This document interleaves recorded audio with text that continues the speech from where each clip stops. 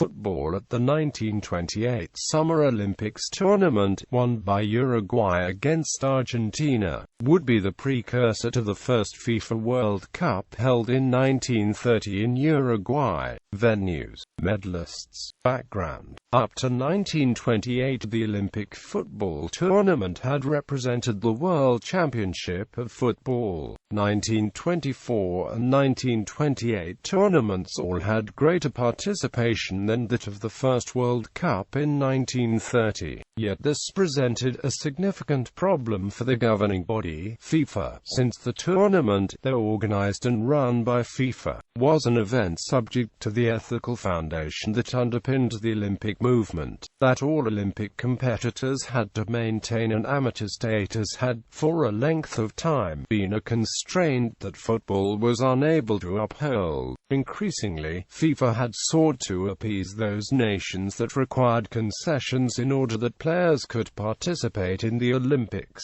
This required there to be an acceptance that irregular payment could be made to players by national associations, the so-called broken time payments, by which loss of pay and expenses would be met. On February 17, 1928, the four home associations of the United Kingdom, meeting in Sheffield, voted unanimously to withdraw from FIFA in opposition to the manner in which the governing body was seeking to dictate on such matters and, as was noted, that be free to conduct their affairs in the way the long experience has shown them to be desirable. For Henry Delaunay, president of the French Football Federation, the writing was on the wall. FIFA must wait no longer to put into practice an international tournament, freed from ideological shackles. In 1926 he stated, at the FIFA conference, "Today international football can no longer be held within the confines of the Olympics,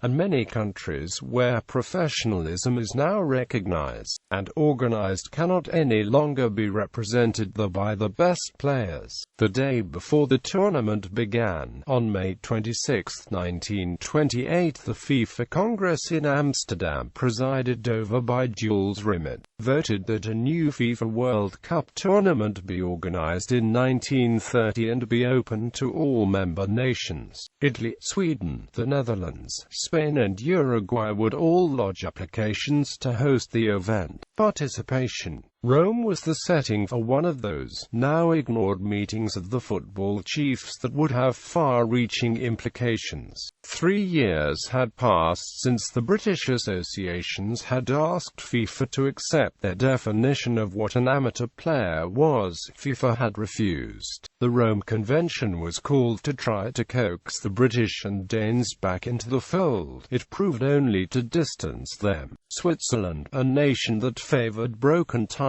payments, suggested it is not allowed to pay compensation for broken time, except in some well-circumscribed cases, to be fixed by each national association. This challenge to the centralized authority of FIFA was disputed by the Football Association. In 1927 FIFA asked the Olympic Committee to accept the concept of broken time payments as an overriding condition for the competing members. The British associations consequently withdrew from the Olympiad and a few months later withdrew from FIFA. It is quite clear that not only had professionalism advanced throughout the world, but so too were national sides benefiting from a situation whereby groups of the best players could be selected en masse, paid for the representation and still participate in the Olympics. It was a concept of great distaste to the British. There was little question as to who were the favourites going into the tournament. Uruguay were rightly considered to be the strongest side, with the Argentinians shading the advantage between the two. The shock of the previous victory had been felt at home and abroad. Upon returning home in 1924 they had ceded to a request to play a disbelieving Argentina in what transpired to be a bruising two-staged contest. Argentinian fans hurling missiles at José Leandro Andrade to the extent that he had with adopter position deep in field. Scornfully, the Argentinians won. However, Uruguay, the defending Olympic champions, once again sent a formidable side made up, predominantly, by the personnel of the two biggest clubs, Nacional and, to a lesser degree, Peñarol.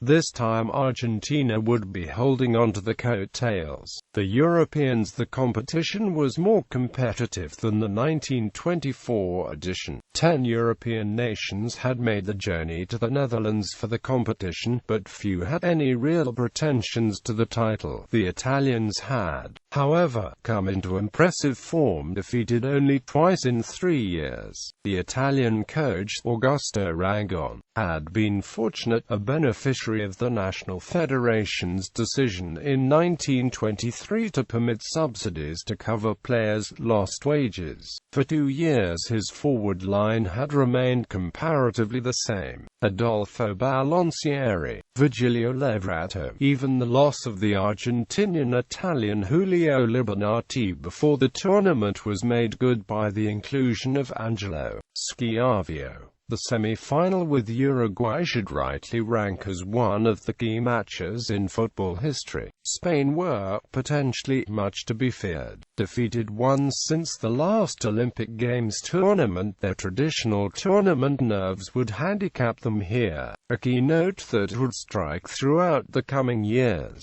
The unavoidable loss of their experienced captain Pedro Vallana after the first game, though, would cost them dearly. Final tournament. Perhaps the first round draw favored the South Americans. Uruguay immediately dispatched the hosts, the Netherlands, 2-0 in front of 40,000 people, with none of the controversy that had surrounded the previous encounter at the 1924 Summer Olympics. The game was calmly controlled by Jean Langenus, a performance which was recognized. Meanwhile, the Argentinians had little difficulty against the United States, winning 11-2. Elsewhere, Germany had performed strongly, but in the quarter-final Germany were put to the sword by the Uruguayans, who beat them 4-1. In another quarter-final, the Italians enjoyed another of the close encounters with Spain. In the first game they reached a curious tie, with the Spanish fighting back from a half-time deficit to force a replay. In the replay 3 days later, the Azzurri simply overran their opponents, scoring 4 without response before the break. Virgilio Levrato's brace confirmed the superiority. Once again, Rangon kept faith in a largely unchanged team. Spain, on the other hand, had gambled by making 5 changes to Italy's 2. Clearly less was more. Portugal, after convincing wins over Chile and the wildly inconsistent Yugoslavia, lost dismally to Egypt 2-1, the African side repeating the customary Olympic shock to advance to a semi-final tie against Argentina. Egypt's 3-0 defeat of Hungary in 1924 would continue to sustain them well into the 1930s, a reason, if one were needed, for their entry into the 1934 FIFA World Cup. Preliminary round, first round, quarter-finals, semi-finals. This meant that in the semi-final Italy played Uruguay.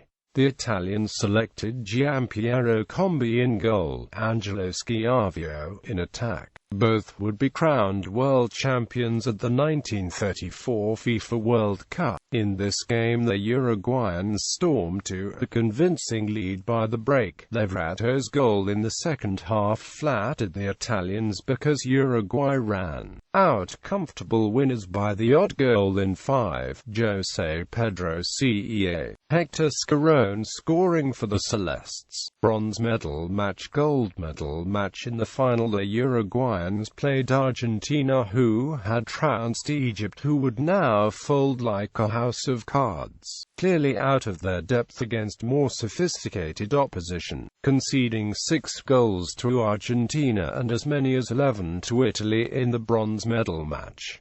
The final itself was a close-run affair. Both nations had been undefeated in competitive matches against other nations, but had traded losses to each other since the last Olympic competition. The interest, understandably, was immense. The Dutch had received 250,000 requests for tickets from all over Europe. Once again, there was little in it. The first game finished 1-1.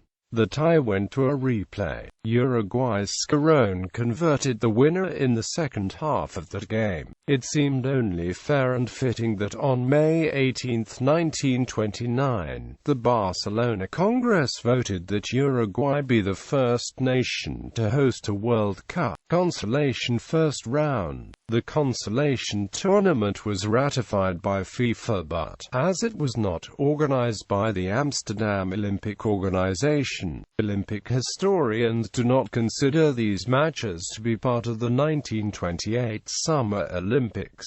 Consolation final note: the Netherlands wins after drawing of lots but awarded the cup to Chile. Goal scorers.